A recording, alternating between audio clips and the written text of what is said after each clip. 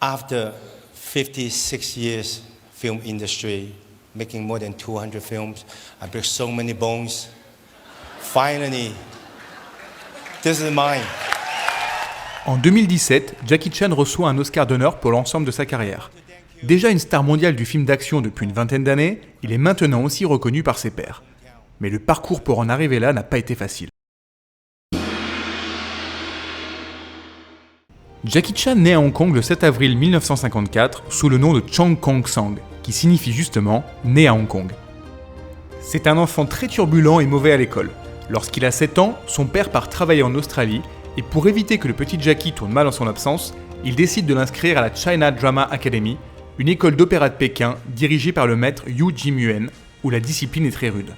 Lors de sa première visite, Jackie voit les autres enfants s'amuser et quand le maître lui demande pour combien de temps il veut signer, les contrats proposés étant de 3, 5 ou 10 ans, il signe pour 10 ans. Il ne sait pas encore où il a mis les pieds. L'entraînement commence à 5h du matin et se termine à 23h. Les disciplines enseignées y sont très variées, arts martiaux, gymnastique, acrobatie, assouplissement, entraînement aux armes, chant.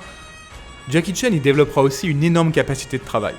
Par contre, il n'y a pas de cours d'écriture et de lecture, ce qui sera un vrai handicap et une frustration pour lui par la suite. La discipline y est aussi très rude. Le contrat signé par le maître indique que celui-ci a le droit de vie ou de mort sur ses élèves et que si l'un d'eux meurt après avoir été battu, le maître ne peut pas être tenu pour responsable. Le petit Jackie Chan y a souvent été battu, comme on peut le voir dans cet extrait du film Painted Faces, qui retrace une partie de son enfance. Une autre difficulté lors de ces années, certains élèves plus âgés martyrisent les plus jeunes, dont Jackie qu'il surnomme Gros Nez. Il passera d'ailleurs une partie de sa scolarité à se battre contre eux. L'un d'entre eux est aujourd'hui connu sous le nom de Sammo Hung. Jackie Chan le retrouvera par la suite en tant que cascadeur, acteur et réalisateur, et ils deviendront finalement très bons amis. En Europe, on le connaît surtout pour son rôle dans Le Flic de Shanghai, mais en Asie, c'est une énorme star. Deux autres camarades de classe, cette fois-ci de très bons amis de Jackie dès l'école, perceront aussi dans le cinéma hongkongais. Le premier, c'est Yuen Biao, qui deviendra aussi un acteur spécialisé dans les films d'arts martiaux et qui collaborera beaucoup avec Jackie Chan et Sammo Hung, notamment dans Le Marin des mers de Chine, Soif de justice et Dragon Forever. Le second s'appelle Corey Yuen. Il deviendra aussi acteur, mais surtout chorégraphe et réalisateur. Il dirigera notamment Jean-Claude Van Damme dans un de ses premiers rôles, Jet Li, Jason Statham et bien sûr Jackie Chan, Yuen Biao et Sammo Hung. Le contrat avec le maître stipule aussi que ce dernier, en plus de la formation, procurera à ses élèves le gîte et le couvert. En compensation, il sera rémunéré en prenant un très fort pourcentage, jusqu'à 90%, sur toute leur paye. Les élèves doivent donc travailler et donnent régulièrement des représentations d'opéra de Pékin. Ils travaillent aussi souvent en tant que figurants sur des films.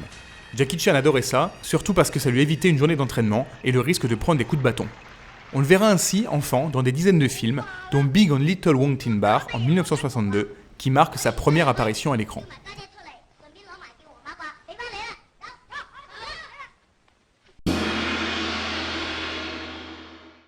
À sa sortie de l'académie, l'opéra de Pékin est sur le déclin. Et sur les conseils de son maître, Jackie Chan va devenir cascadeur pour le cinéma. La concurrence est rude, mais il va réussir à percer grâce à l'aide de Sammo Hung, qui a quitté l'école quelques années plus tôt et qui est devenu cascadeur. C'est à partir de là qu'ils deviennent amis. À cette époque, il se fait remarquer pour deux choses. Il fait très bien le mort, et il est toujours volontaire pour les cascades les plus dangereuses, sans être payé plus. On le voit notamment dans deux films de Bruce Lee, La Fureur de vaincre et Opération Dragon. Il devient rapidement un des plus jeunes chorégraphes de Hong Kong et on commence même à lui proposer quelques rôles dans des petits films comme End of Death du débutant John Woo. Sa carrière semble décoller. Mais la mort de Bruce Lee quelques années plus tôt a porté un gros coup à l'industrie des films d'arts martiaux qui sont petit à petit délaissés par le public. Les opportunités en tant que cascadeur ou acteur vont se faire de plus en plus rares. Jackie Chan acceptera même de jouer dans une comédie vaguement érotique, All in the Family. Et j'ai bien dit vaguement érotique, parce que la scène que vous voyez est clairement la scène la plus chaude du film. En 1976, il décide donc de rejoindre ses parents en Australie sans penser revenir à Hong Kong. Il travaille dans le bâtiment et la restauration, et c'est d'ailleurs là-bas qu'on lui donnera le nom de Jack, puis Jackie, ses collègues ayant du mal à prononcer son nom cantonais. Et c'est à ce moment-là où tout semblait perdu que Jackie va être sollicité pour jouer dans la suite officielle de La Fureur de vaincre, la nouvelle Fureur de vaincre. Il pense qu'on l'appelle pour un rôle de cascadeur, mais c'est le rôle principal qu'on lui propose. Lowe, le réalisateur du premier film, veut en réaliser une suite et recherche un acteur peu connu pour le modeler comme il veut et en faire une star. C'est Willie Chan, un collaborateur de Lowe, qui contacte Jackie. Il l'a vu dans Hand of Death, le film de John Woo, et a tout de suite pensé à lui. Willie Chan deviendra ensuite le manager de Jackie Chan et son meilleur ami. Jackie Chan accepte, signe un contrat de 2 ans avec Loewe et tourne le film. Cette fois, il en est sûr, sa carrière va décoller.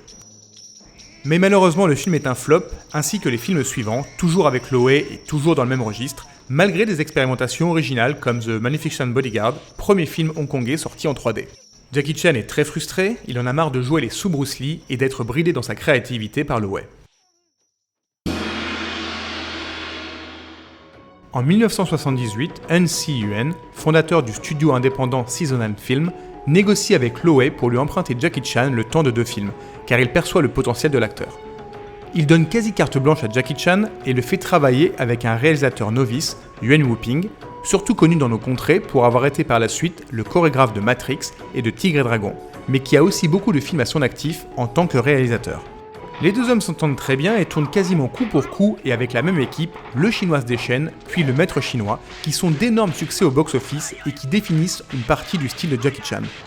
Les héros créés par Jackie Chan sont pensés à l'opposé de l'image de Bruce Lee. Bruce Lee était sérieux, imperturbable, imbattable. Jackie Chan est drôle, faillible et il souffre. La deuxième caractéristique majeure du style de Jackie Chan, c'est le mélange de comédie et de combat. Il n'est pas le premier à l'avoir fait, puisqu'il y a déjà un peu de comédie dans le film Spiritual Boxer, sorti 2 ans plus tôt. Mais Jackie Chan trouve le mix idéal, intégrant parfaitement l'aspect comique dans les chorégraphies. À la suite de ces 2 films, Loewe récupère Jackie et essaie de reproduire le même succès. Il lui laisse notamment carte blanche pour écrire et réaliser son film suivant, La Hyène Intrépide. Le film reprend le même style et cartonne aussi au box-office. Les grosses boîtes de production que sont la Shaw Brothers et la Golden Harvest commencent à s'intéresser à Jackie Chan, dont les revenus au box-office dépassent ceux des films de Bruce Lee.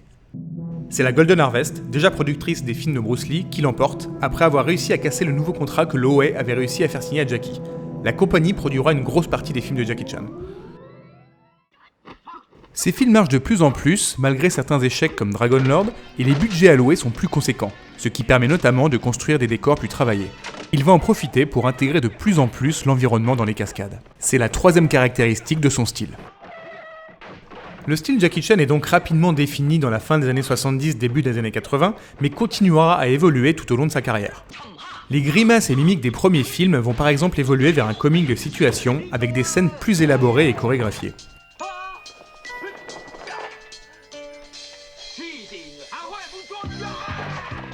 L'influence de Buster Keaton et Harold Lloyd, que Jackie découvre lors d'un voyage aux États-Unis, va aussi beaucoup influencer son travail à partir du milieu des années 80. Comme on peut le voir dans les 2 extraits suivants.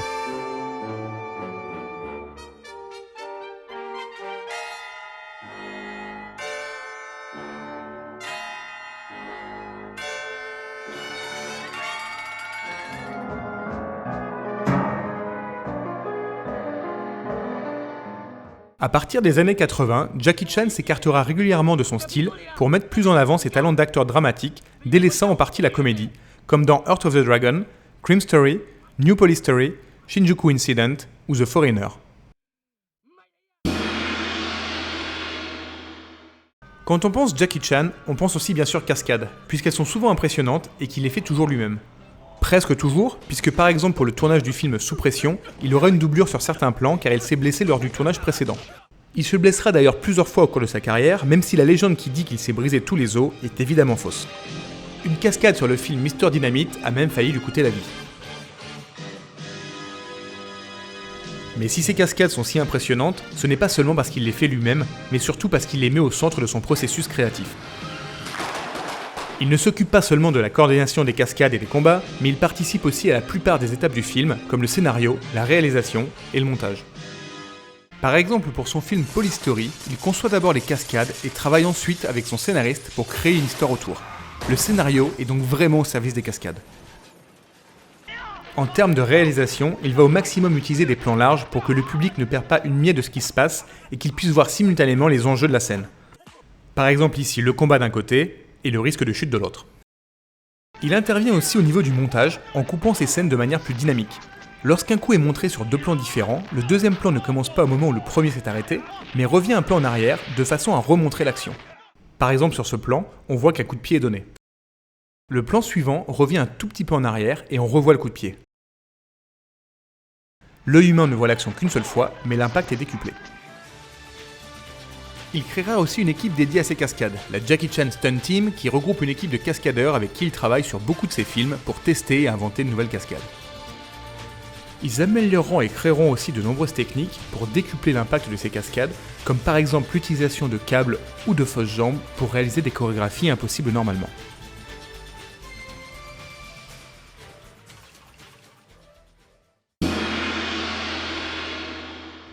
Dès le début des années 80, Jackie Chan va tenter de percer aux États-Unis. Il va tourner 3 films américains entre 1980 et 1985. Tourné en 1980, le chinois est un échec aux États-Unis et en Asie, et une très mauvaise expérience pour Jackie Chan. Les combats y sont peu efficaces, la faute à un chorégraphe américain qui n'exploite pas le potentiel de l'acteur. L'équipé du Cannonball en 1980 est un succès, mais il n'a qu'un tout petit rôle. Non seulement le film ne l'aide pas à percer aux États-Unis, mais il impacte négativement son image en Asie. Certaines affiches du film le mettent en avant, et les spectateurs asiatiques sont donc frustrés de ne le voir apparaître que quelques minutes à l'écran. Le seul point positif, il découvre le concept de générique de fin qui montre les ratés du film. Il l'adoptera pour presque tous ses films à partir de ce moment-là.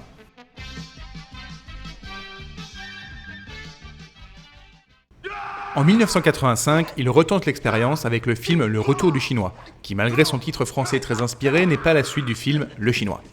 Il revit pourtant la même fâcheuse expérience avec des chorégraphies molles, mais cette fois il imposera de modifier le scénario et le montage, et il retournera des combats à sa façon pour le marché asiatique. Il existe donc 2 versions du film, une version américaine et une version hongkongaise.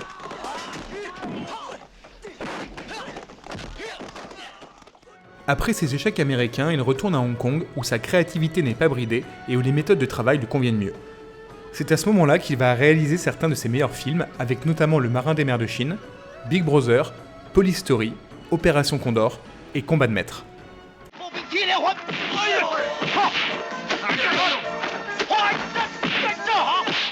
En 1995, soit 10 ans après sa dernière tentative de percer aux États-Unis, Jackie Chan est au sommet de sa gloire à Hong Kong. Il pense qu'il est temps de retenter l'aventure américaine, mais en adoptant une stratégie différente. Jackie Chan dans le Bronx sera un film hongkongais, mais tourné en Amérique et en anglais. Le scénario envoie le personnage de Jackie dans le Bronx pour justifier l'utilisation de la langue de Shakespeare. Le film est un énorme succès. Jackie Chan est maintenant connu aux États-Unis et va retenter de jouer dans un film américain. Ce sera Rush Hour. Le film cartonne au box-office, mais l'expérience sur les plateaux est toujours aussi douloureuse pour lui, les méthodes américaines ne lui convenant vraiment pas. To the window. No, because you don't want to shoot the guy. So you throw it to the guy. Maybe the guy that has the tray could pick it up. Rush Hour a lancé la carrière internationale de Jackie, qui devient rapidement une star mondiale. Dans les années qui suivent, il alterne les films américains et hongkongais avec plus ou moins de succès. Sa popularité augmente en Occident, c'est d'ailleurs le premier acteur hongkongais honoré à Hollywood. A l'inverse, à Hong Kong, son premier public, ses films finissent par lasser. Mais ce sont aussi ses prises de position pro-chinoises et liberticides qui agacent.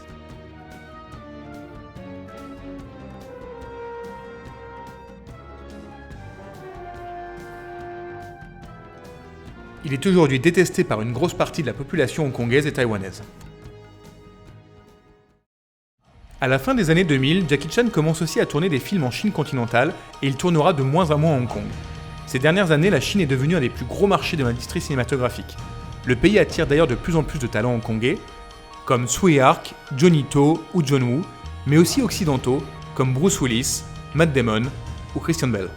Par exemple, dans le film Dragon Blade, Jackie Chan donne la réplique à John Cusack, à Adrian Brody et même à Laurie. Que l'on aime ou non ses films, son style ou même le personnage public, il est indéniable que Jackie Chan reste, à bientôt 70 ans, une des plus grandes stars mondiales et qu'il a énormément influencé et même révolutionné le cinéma d'action.